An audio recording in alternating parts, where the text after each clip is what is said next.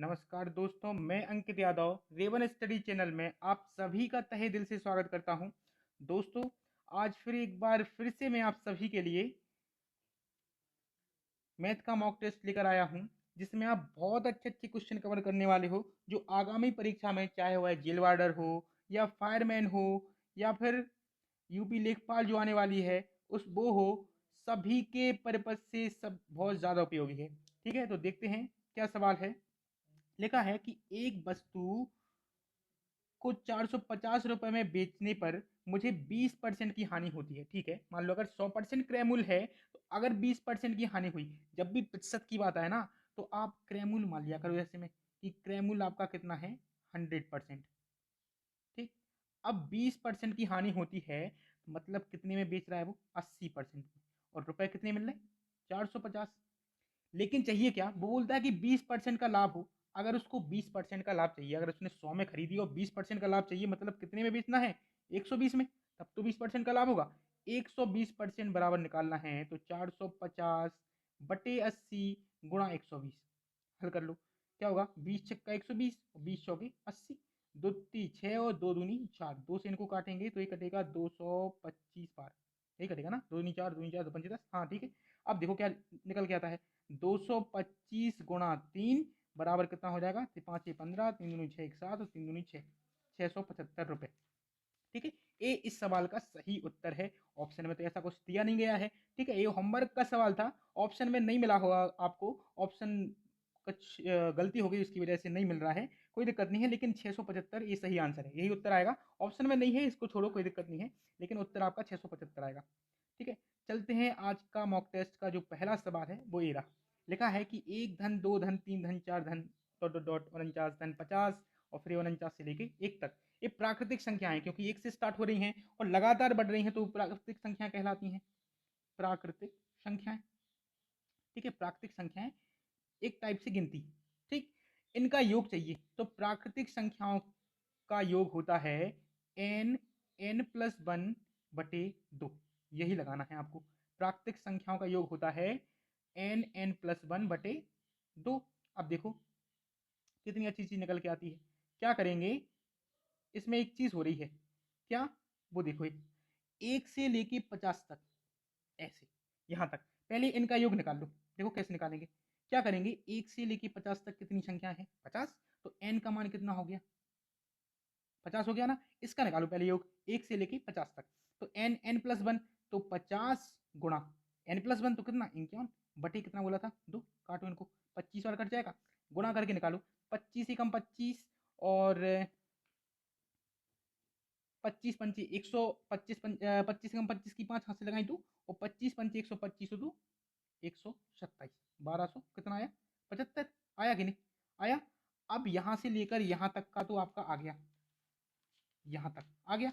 अब 49 से लेके एक तक, ये भी प्राकृतिक संख्या है भाई, उल्टी लिखी कोई दिक्कत थोड़ी ना है उसमें, आप सीधा मान लो, एक से लेके 49 तक प्राकृतिक संख्या है ना, तो एक से लेके 49 तक की संख्याओं का योग निकालो, तो एक से लेके 49 तक में कितनी संख्या है, n बराबर कितना हो गया, आप 49 हो गया कि नहीं, निकालो, क्या बोलेंगे, n+1, अब n का मान है 49, n+1 मतलब 50 बटे में 2, कितनी बार घटा, 25 बार, करो गुणा, 25 गुणा 49 से, तो 25 नंबर 225, हासिल लगाई 22, और 25 चौके 100 और 22 कितना होता है, 122।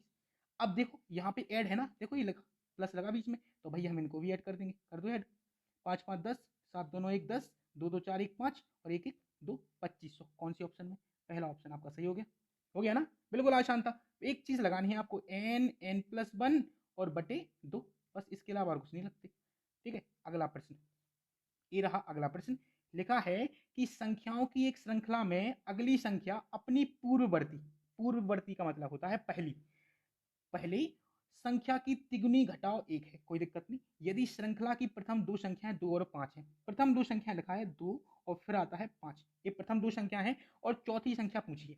एक शर्त दी हुई है यहाँ पे कि अगली संख्या अगर हमें निकाली है ना, ये वाली, तो इसकी पूर्ववर्ती जो आने वाली है, इसकी पूर्ववर्ती कौन होगी, इसकी पूर्ववर्ती मतलब पहले की कौन हुई, 5 की तिगुनी घटाओ, मतलब 5 का तिगुना कितना होगा, 15 होगा कि नहीं। तिगुनी घटाओ एक है, तो घटाओ एक कर दो, कितना आएगा, 14। तो इस स्थान पे क्या आ गया, इस स्थान पे आ गया आपका 14। क्योंकि उन्होंने बोला है कि जो पूर्ववर्ती संख्या है आने वाली जो ए पे यहाँ पे निकालनी है, तो इसकी जो पूर्ववर्ती है उसका तिगुना घटाओ 1 बराबर कितना 14, ये आ गया। अब देखो कितनी संख्या हो गई 1 2 और 3, आपको चौथी चाहिए, ये निकाल ली है। तो क्या करना है, इसके लिए क्या करेंगे, इसकी पूर्ववर्ती कौन हुई, ए वाली हुई, इसका तिगुना कितना हुआ 14 42 घटाओ 1 कितना होगा 41। तो इस जगह पे क्या आने वाला है 41, यही तो चौथी संख्या है। ऑप्शन कौन सा सही है आपका, बी। ठीक है, समझ में आ गया होगा भाई, जो शर्त दी उसके हिसाब से चलना है, आराम से उत्तर आ जाएगा, कोई दिक्कत थोड़ी ना है उसमें, बस सवाल समझना है क्या बोलता है। अगला प्रश्न आपके सामने ये रहा।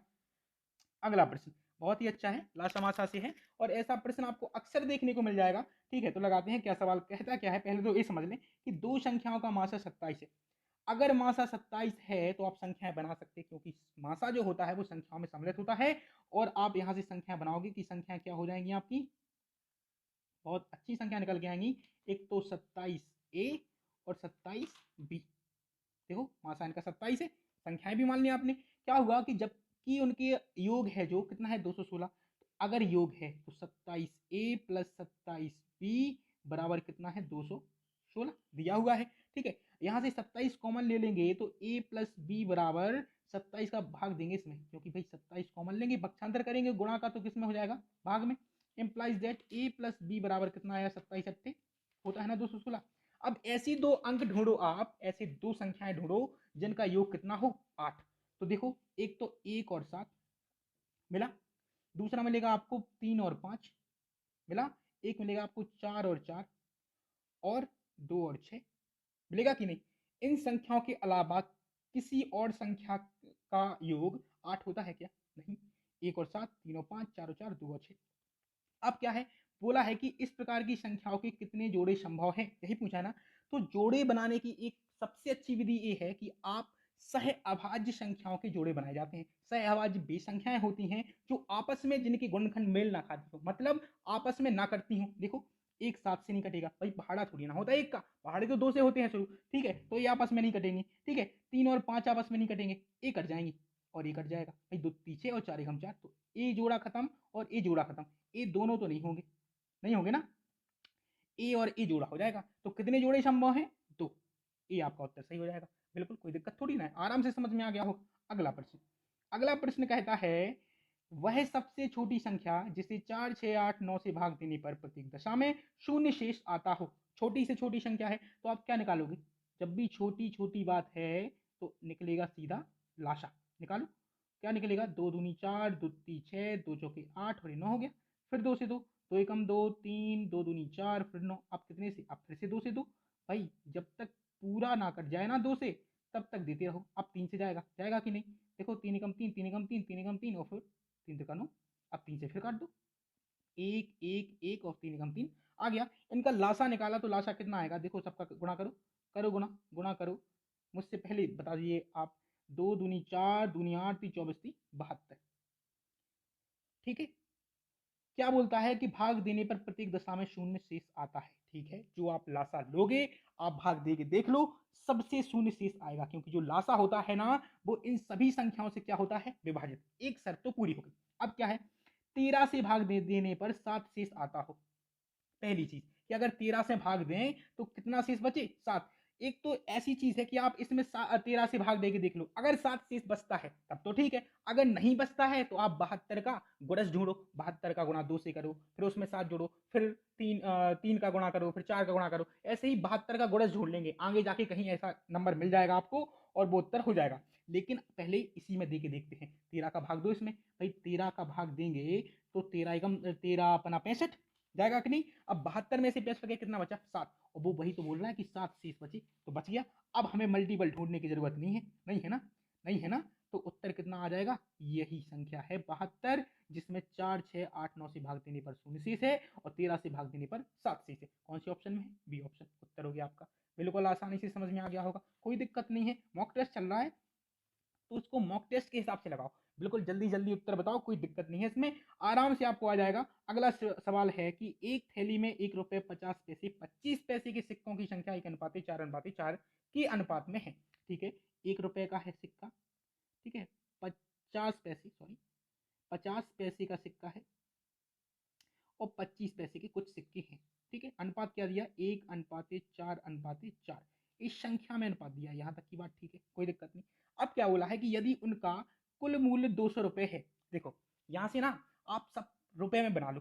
कैसे बनाएंगे, रुपए को रुपए के बराबर रखेंगे। क्या है कि आप ये देख लो, 1 रुपए का सिक्का होता है, उसमें 50 पैसे के कितने सिक्के आएंगे और 25 पैसे के कितने सिक्के आएंगे। मतलब 25 पैसे के कितने सिक्के मिलाकर 1 रुपए बनाते हैं और 50 पैसे के कितने सिक्के मिलाकर 1 रुपए बनाते हैं। कैसे निकालेंगे, उतने का क्या करेंगे, हम भाग दे देंगे। सबसे अच्छी विधि है, कुछ नहीं सोचना रहता इसमें ज्यादा। क्या करेंगे हम, भाई इसको 1x मान लें, जब अनुपात अलग करेंगे तो इसको 4x मान लें और इसको इसको 4x मान लेना। अब देखो, 1 रुपए के कितने सिक्के होंगे, 1 रुपए में एक सिक्का होता ही है 1 रुपए का। अब भाई 50 पैसे के आपसे पूछूं कि कितने सिक्के होंगे 1 रुपए में, तो 2 सिक्के। भाई 50 पैसे और 50 पैसे मिला के ही तो 1 रुपए होते हैं, तो इसमें 2 सिक्के, तो 2 का भाग। ठीक है, अब आपसे कहूं कि 25 पैसे के कितने सिक्के होंगे, मतलब कितनी चवन्नी 1 रुपए में, तो 4 चवन्नी होंगी तभी जाके 1 रुपए के बराबर होगा, तो इसमें 4 का भाग देना है। कुछ नहीं, सबको ऐड कर दो, ये रुपए बन गए आपके, और रुपए को रुपए के बराबर कितने रुपए होते हैं, कुल मूल्य कितना है, 200 रुपए। कुछ कट रहा है तो काट लो, देखो 2 दूनी 4 और 4 एकम 4, क्या बचा, यहाँ तो 1x है, यहाँ 2x है और यहाँ 1x है ना, तो 1x plus 2x plus 1x बराबर कितने की, 200 की। कुल मिला दो इसको तो 4x हो जाएगा, 4x बराबर 200, तो x बराबर निकल के आएगा आपका 50, क्योंकि 4 से कट गया नहीं 50 बार, x बराबर आ गया 50 आ गया। अब क्या बोलता है कि 25 पैसे की सिक्कों की संख्या, भाई 25 पैसे की संख्या तो ये है, 25 पैसे की कितनी सिक्के हैं, 4x है ना, तो x का मान है 50, तो 25 पैसे के सिक्के कितने हो जाएंगे, 50 गुणा 4 कितना आएगा, 200। 200 सिक्के हो जाएंगे किसके, 25 पैसे के। कहाँ है, ये रहा पहला ऑप्शन, सही हो गया, कोई दिक्कत थोड़ी ना है उसमें, आराम से समझ में आ गया होगा। अगला सवाल, जब अनुपात समानुपात पढ़ाऊंगा ना तो आपको और अच्छे से समझ में आएगा, कोई दिक्कत नहीं है उसमें। ठीक है, अगला सवाल, आमों के एक बगीचे में 12 पेड़ों पर 984 आम है। ठीक है, कोई दिक्कत नहीं है, 12 पेड़ों पर कितने आम है, 984 आम है। यदि उनके 5 पेड़ों से औसतन 26 आम और 7 पेड़ों से औसतन 38 आम तोड़ दिए जाएं, कोई दिक्कत नहीं, आप इसको ना नट से लगाओ, बहुत आसान हो जाएगा। देखो 5 पेड़ों से औसतन 26 आम तोड़ लिए गए, भाई 5 पेड़ हैं, N for number, A for average, average मतलब औसत, 26 आम तोड़े गए।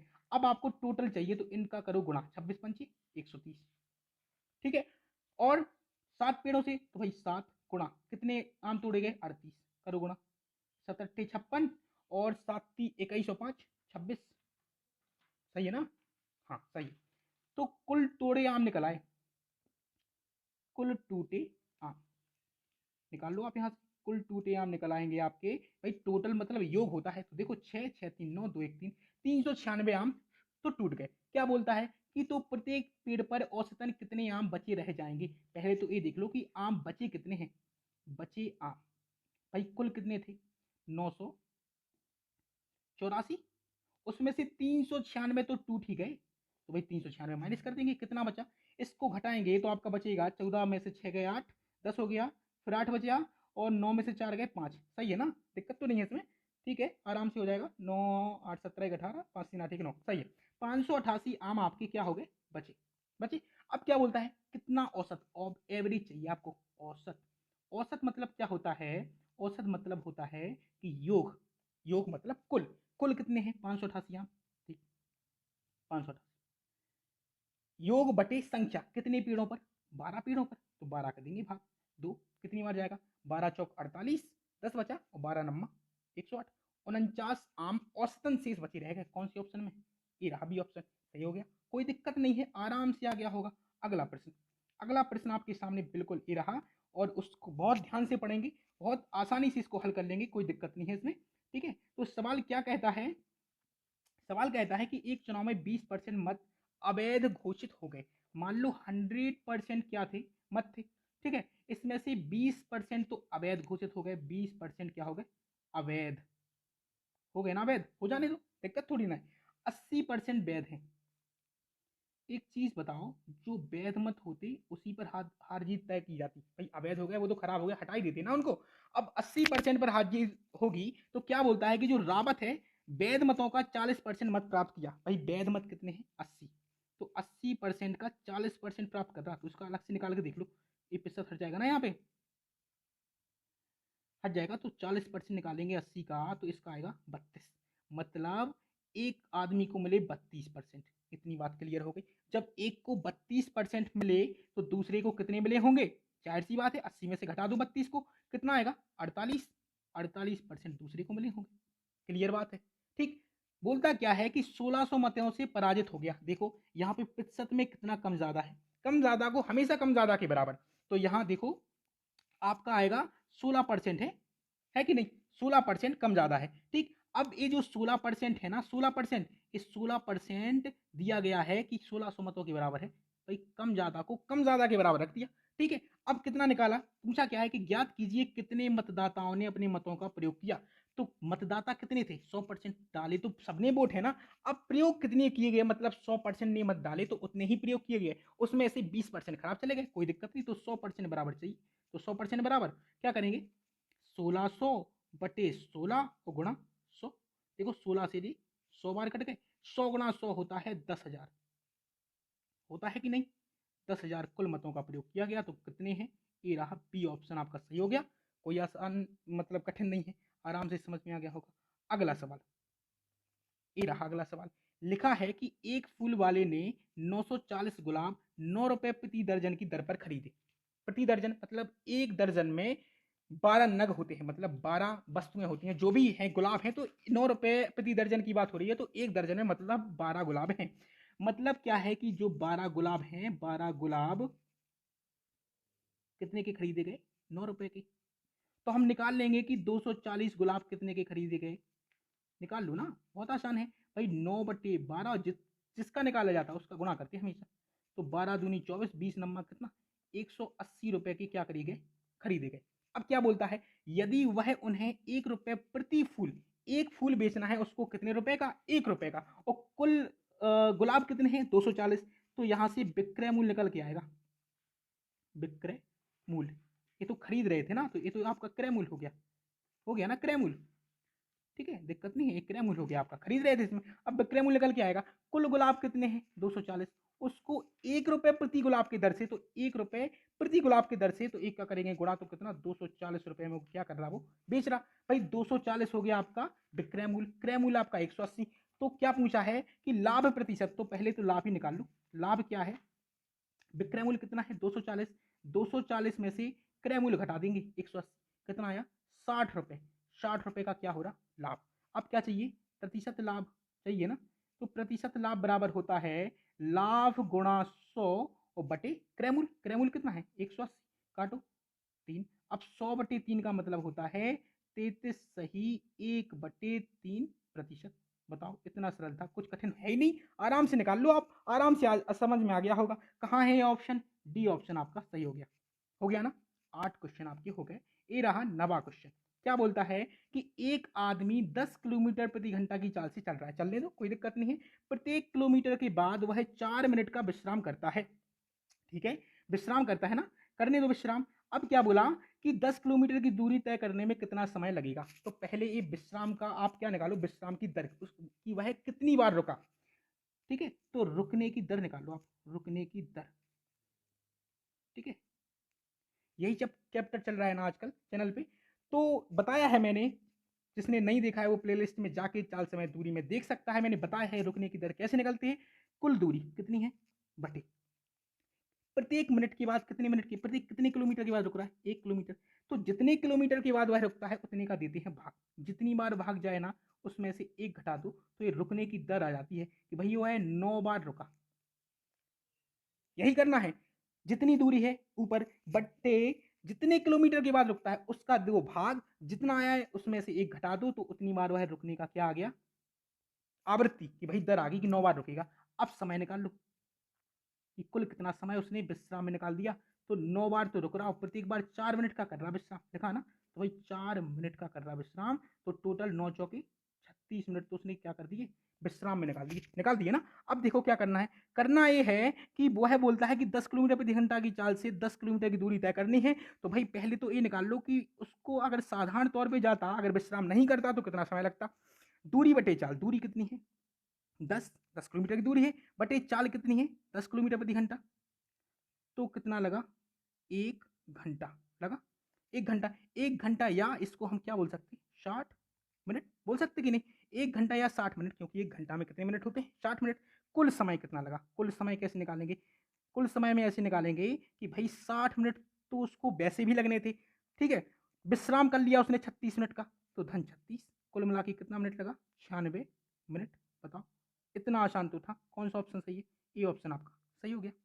समझ में आ गया होगा। अगला सवाल, अगला सवाल ये रहा आपके सामने, और ये आपको लगाना है, ठीक है, तो आप लगा के दिखाइए। ये वाला सवाल आपके लिए क्या है, होमवर्क है, ये आपके लिए होमवर्क है। लगा के आइए, बताइए इसका क्या उत्तर आने वाला है। आपको बहुत आसानी से आ जाएगा, कुछ भी कठिन नहीं है। आप लगाइए, कमेंट कीजिए, वीडियो अगर पसंद आई है तो आप लाइक कीजिए, ठीक है, चैनल को शेयर कीजिए अपने दोस्तों के साथ, वीडियो को शेयर कीजिए, ज़्यादा से ज़्यादा लोगों को जोड़िए। आप बताइए कि बहुत अच्छी पढ़ाई चल रही है, आगामी जो वीडियो आने वाले हैं उसमें बहुत अच्छा कुछ पढ़ाया जाने वाला है, ठीक है। तो आप प्रत्येक सेशन को बहुत कायदे से पढ़िए, क्योंकि हर एक सेशन बहुत कायदे से आपके लिए बनाया जा रहा है, फिर जाके आपके पास आपके सामने आता है, ठीक है। तो चलते हैं, फिर मुलाकात होगी अगली वीडियो में, तब तक के लिए नमस्कार, बाय बाय, टाटा।